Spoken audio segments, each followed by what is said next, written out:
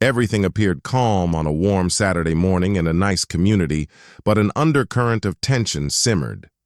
A boy, pretty cocky, walked up to a black guy outside the corner grocery store and barked at him to hand over his shopping bags. Fast trouble broke out when his mom, who headed the homeowners association, got involved. Thinking she was shielding her son, she dialed 911, not knowing that the black guy she was complaining against was the police commander. To the onlooker, the neighborhood was immaculate, neatly mown lawns, pastel-painted houses, in one word, flawless. But behind it was something much different, a complex social dynamic of subtle tensions and tacit, unspoken rules. Strict guidelines were enforced by the Homeowners Association, all under the charge of Karen, a very serious-minded woman about her role, often nitpicking even to the tiniest of infractions. The brat at 15 already had the spoiled sense of self-importance of a typical Western child, and as he was not going to school that day, when the man passed by with groceries, he accosted him with questions, half expecting the man to succumb to sheer force of will. The man was cool, professionally dressed, calm in posture so commanding respect. He didn't flare up at this. Instead, he tried to assess the situation and felt that something was going on some different lines. Protective Karen rushes into the room, visibly agitated. She expresses her concerns and, feeling a surge of righteousness, goes for her phone. Everything she does serves only to up the ante in what she's convinced herself is a move to defend her child, not realizing she's about to screw things up royally. She dialed 911 and her voice quivered with urgency as she described the man in an overstated way that would cover up for the kind of perceived threat he was. To herself, she was the defender, yet her portrayal clashed against the ordinary scene around, where life went on unaffected with her growing alarm.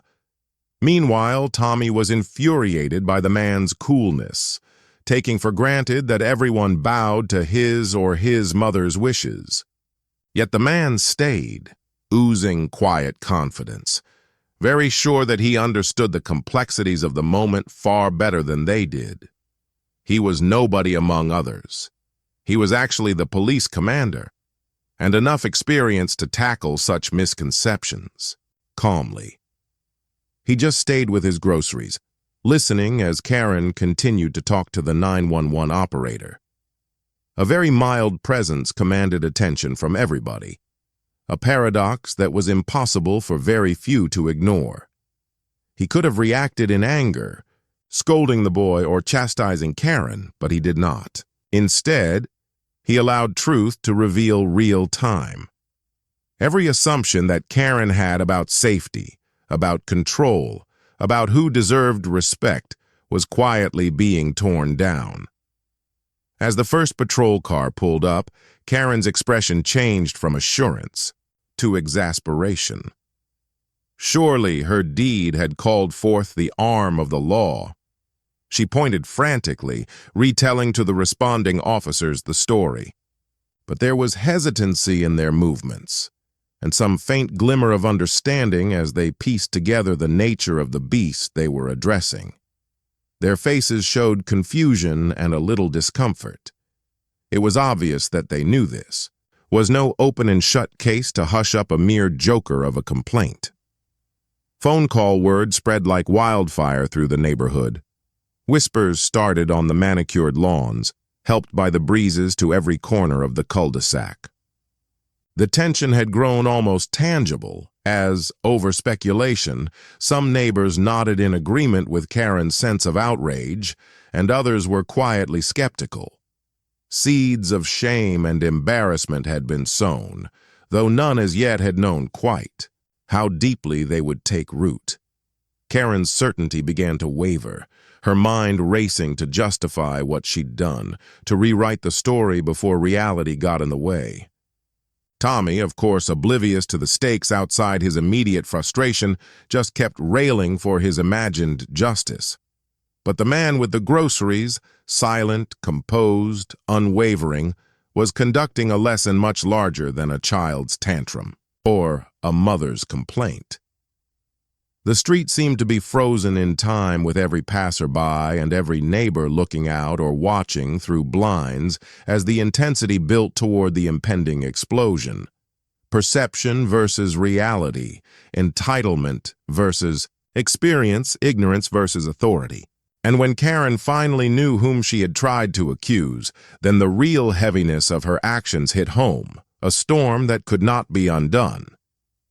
He watched as the black guy serenely set down his groceries, straightened his coat, and as he turned to Karen. For the first time, her confidence wavered, even though she strove to mask it behind indignation. She'd pictured herself in command, as the authority figure looking out for her son, only to be proved wrong. But the truth was undeniable. She'd overstepped, misjudged, and misfired. The street seemed to hold its breath. People had stopped right in the middle of steps, others leaving windows unshuttered, and even Tommy's chatter died down, not knowing why the man had not snarled in fear or fury. Karen's heart raced as she began to put two and two together. The man in front of her was no ordinary citizen, but the police commander, the very authority she had summoned to her argument. Her brain reeled, trying to reconstruct the story, find a way out of this mortifying situation and the truth. He spoke calmly, his voice steady but commanding, cutting through the silence like a knife. Every word was measured, deliberate, with no opportunity for misunderstanding. He described the occurrence in detail and calmly addressed Karen's baseless charges, not with anger, not with accusation, not with malice, but without raising his voice. The gravity of her actions bore down on her, an unseen weight that she could no longer shrug off. Once tacitly endorsed by neighbors who had nodded in agreement with Karen's complaint, their stares registered disbelief. Entitlement, presumption, racial bias, all exposed by that stark contrast between perception and reality. Tommy squirmed beside her, feeling how serious the moment was without really getting it. Reversed the power dynamic completely. Shame and fury suffused Karen's face, that volatile mixture nowadays telling her she hadn't misjudged not just the man, but the whole situation. The groceries in his hand, the man remained composed, a model of dignity in the face of baseless accusation. His calm authority transformed the scene into a mirror, reflecting the bias and entitlement that had fueled it. It would become one of those moments that a neighborhood collectively always remembers, the day when assumptions would come face to face with reality, a child's tantrum and mother's indignation at prejudice smote by the indubitable presence of authority, integrity, and truth. Karen's call, which had the purpose of restoring order, of course quite unsuccessfully, flashed rather some obscurities of hers, lighting in front of her a theme that defied evasion. And in the aftermath, the street had slowly returned to its normal pattern. Sprinklers had resumed their regular beat. There was only, now and then, the distant sound of children's laughter from some yard and the low murmur of everyday life. Yet underneath, nothing was as it had been. Karen went back to her house embarrassed, angry, and with a jumble of uncomfortable feelings because she knew she'd misjudged a man who demanded neither fear nor obedience. Still calm, the police. Commander picked up his groceries and walked out without making a fuss. The quiet dignity sharply contrasted with the chaos he had exposed inadvertently. For the neighbors who saw it, the message was as clear as daylight. Perfect communities can be blinded by entitlement and assumptions, and prejudice makes ordinary moments turn into crises when unchecked. Tommy still looked bewildered, but finally, he had a small fraction of the truth. It isn't yelling or gesturing, claiming strength that brings power, but respect and honesty tempered with quiet control. It was a lesson that would stay with him much past any tantrum or local neighborhood drama. The ostensibly protective force of her mother's call had cracked open the rifts in her understanding, making explicit the simmering prejudices she never interrogated.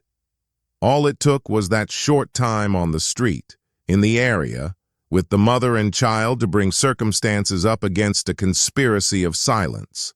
Assumptions slammed into reality, and there was no mistaking the impact. It's had an effect on people. Churches starting talking. People starting sharing their thoughts from social media to hanging out in social gatherings. In no way was this a story of punishment, only reflection. As in a mirror to a society not sure what it wants, still teetering toward entitlements and racial bias, and the ugly truths that lie behind a facade of manners. One of them would be asking oneself and others, how often do we let assumptions, fear, or bias dictate our actions, and what would happen if reality challenged everything we believe to be true? The neighborhood went back to normal, but the lesson stayed.